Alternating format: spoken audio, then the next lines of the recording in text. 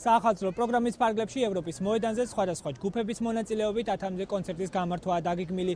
წელს კიდევ ერთი სიახლეა, ამავე მოედანზე აჭარის მთავრობამ საახალწლო ბაზრობა მოაწყო, ხოლო პატარებისთვის პირველად დამონტაჟდა გასართობი ატრაქციონები. ბავშვების სიმრავლე განსაკუთრებით ატრაქციონებთან შეინიშნება, სიახლეს პატარების მშობლები დადებითად აფასებენ. სპეციალურად ამისთვის გამოვიყვანე ბავშვებს, ცოტა გაერთოს და გაახალისდეს. ბავშვებს უხარიათ ასევე ჩვენს მშობლებს გვიხარია, დეიდებს, მე დეიდა გახლავართ. მშვენიერია ბავშვი გამოვიდა, გაიხალისა. მოვდივართ ბავშვებს ვართობთ, ვაკატავებთ, ვასეირნებთ და რა ვიცი, ძალიან სიამოვნებ და ბავშვებიც ნასიამოვნები არის. საახალწლო ღონისძიებების ერთ-ერთი ორგანიზატორი აჭარის ტურიზმის დეპარტამენტი ბათუმელებს და ქალაქის სტუმრებს საშობაო ჯგუფების, ნიუ ბენდის, გუფილენდისა და რეგიონის მონაწილეობით კონცერტებს დავაზობს. მამუკა ბერძენიშვილის განცხადებით 11 იანვარს ევროპის მოედანზე ჯგუფი ვიაგრას კონცერტი გაიმართება.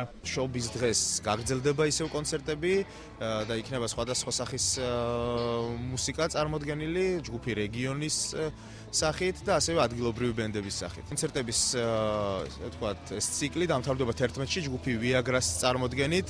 ისინი მოიხსენებათ ახალი შეკრებილები არიან, წარმოადგენენ რამოდენიმე ახალ სიმღერას და ასევე როგორც ჩვენ გვაცნობეს ძველ ცნობილ სიმღერებსაც. საშობაოდ ბათუმელებს სიურპრიზებს პირდება აჭარის მთავრობის სამმჯომარე არჩილ ხაბაძე, რომელთა გამხელაც ჩვენთვის არის სურვა. გვაქვს რამდენიმე ღონისძიება დაგეგმილი საშობაოდ, ამას ნახავთ ალბათ, რამდენიმე პროექტი იქნება ალბათ სიურპრიზი. მანამდე ბათუმელებს ელექტრონული მუსიკის კონცერტი ელოდებათ. ჯგუფები გრეივითი და სვანსიხი მელომანებს საკუთარი რეპერტუარიდან ცნობილ და ახალ მუსიკას შესთავაზებენ. მუსიკა არის ელექტრონული მუსიკა და პოპ მუსიკის ნაზავი, ესე ვთქვათ, ასევე რაღაც პატარ-პატარა ჟანრებიც არის, ნაშიც გამოიხატება. ძირითადად მაინც პოპ ელექტრონული მუსიკა. ჩვენი ჯგუფი დღეს წარდგება 1 საათიანი პროგრამით და ბათუმელს თავაზობთ კარგ მუსიკას, ხარისხიან მუსიკას, გართობა. ყველა დღესასწაული რომ აღვნიშნოთ ერთად და მოვუსმინოთ ერთად ჩვენ შემოქმედებას. შეგახსენებთ, რომ საახალწლო ღონისძიებებისთვის ადგილობრივი ბიუჯეტიდან 80,000 ლარი გამოიყო.